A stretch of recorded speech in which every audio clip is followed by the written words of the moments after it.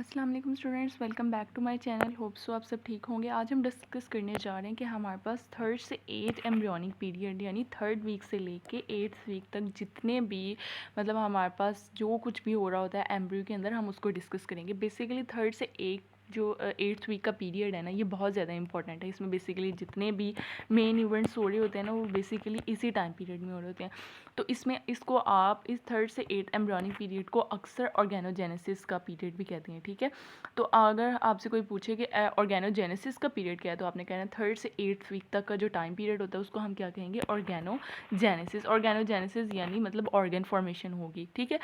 इसके अलावा हम डिस्कस करेंगे कि ऑर्गेनोजेनेसिस यानी बहुत से इंपॉर्टेंट ऑर्गन बन चुके हैं ये। इसके अलावा हमारे पास यहाँ पे ना न्यूरल ट्यूब ने बनना है, ठीक है। न्यूरलेशन, न्यूरल ट्यूब को फॉर्मेशन को ही कहते हैं।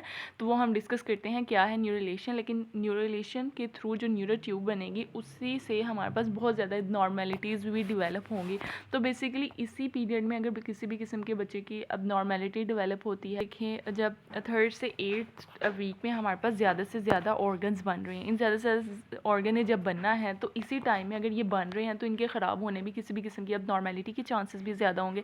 तो हमारे पास जितने भी कंजेनिटल अब नॉर्मेलिटीज़ हैं जो हार्ट से रिलेटेड होंगी, ब्रेन से, किडनी से, इन सब से रिलेटेड जो होंगी ना, ये इसी टाइम पीरियड में होंगी, ठीक है। तो ज़ाहिर है फिर अगर कोई भी हमारे पास किसी भी किस्म का मिसकैरेज होता है, ठीक है, तो बेसिकली इसी टाइम पीरियड में होता है, ठीक है।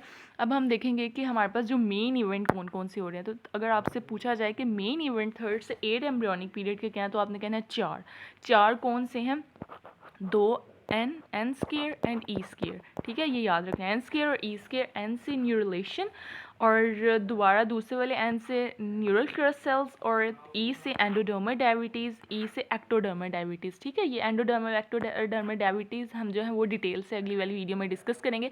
अभी बेसिकली हमारा जो इंपॉर्टेंट बात हम करेंगे ना वो न्यूरलेशन की है, ठीक है। न्यूरलेशन बहुत बहुत बहुत ज़्यादा इंपॉर्टेंट टॉपिक है आपका, ठीक है। आपने ना इसको मतलब स्किप नहीं करना, ये बहुत इंपॉर्टेंट है। जिस तरह नोटोकॉर्ड फॉर्मेशन बहुत इंपॉर्टेंट है, इस तरह हमारे पास न्यूरल ट्यूब फॉर्मेशन बहुत ही ज़्यादा इंपॉर्टेंट है। अब बेसिकली न्यूरलेशन है क्या। न्यूरलेशन अगर मैं आपसे अगर कोई इसका मतलब डेफिनेशन पूछे तो आपने कहना है कि न्यूरल प्लेट से अगर आपके पास क्या बनेगी, न्यूरल ट्यूब बनेगी, ठीक है। न्यूरल प्लेट से न्यूरल ट्यूब बन जाए तो उसको हम क्या कहेंगे, न्यूरलेशन कहेंगे, ठीक है। अभी आपको ना तो पता होगा कि न्यूरल ट्यूब क्या है और न्यूरल प्लेट क्या है और न्यूरल ट्यूब क्या है, तो बस आपको मैं एक सिंपल सी डेफिनेशन बता रही हूँ। न्यूरल प्लेट से न्यूरल ट्यूब बनेगी तो उसको हम क्या कहेंगे, न्यूरलेशन का प्रोसेस कहेंगे। अब हम देखते हैं कि ये न्यूरल ट्यूब बनती किस तरह है। अब न्यूरल ट्यूब बनने के लिए हमने पहले कहना है कि हमारे पास जितने भी नोटोकॉर्डल और प्री नोटोकॉर्डल प्लेट्स हैं, ठीक है। नोटोकॉर्ड और नोटोकॉर्ड सेल्स और प्री कॉर्डल प्लेट के अंदर जो सेल्स प्रेजेंट होते हैं, अब आपको पता है कि ये सेल्स कहाँ प्रेजेंट होते हैं। ये आपको अच्छी तरह पता है कि ये हमारे पास जो है लेयर्स हैं, ठीक है।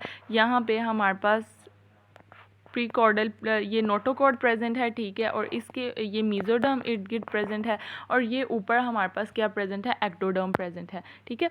ये बात आपको पता है। ये हमारे पास ऊपर एक्टोडर्म की लेयर प्रेजेंट है, ठीक है। एक्टोडर्म की लेयर के ऊपर जो है हमारे पास, आपको ये भी पता है कि यहाँ पे हमारे पास जो है न्यूरल प्लेट प्रेजेंट होती है। क्या प्रेजेंट होती है यहाँ पे, हम कहेंगे, आपको पता तो नहीं लेकिन खैर यहाँ पे न्यूरल प्लेट प्रेजेंट होती है। एक्टोडर्म की लेयर के ऊपर ही हमारे पास न्यूरल प्लेट प्रेजेंट होती है।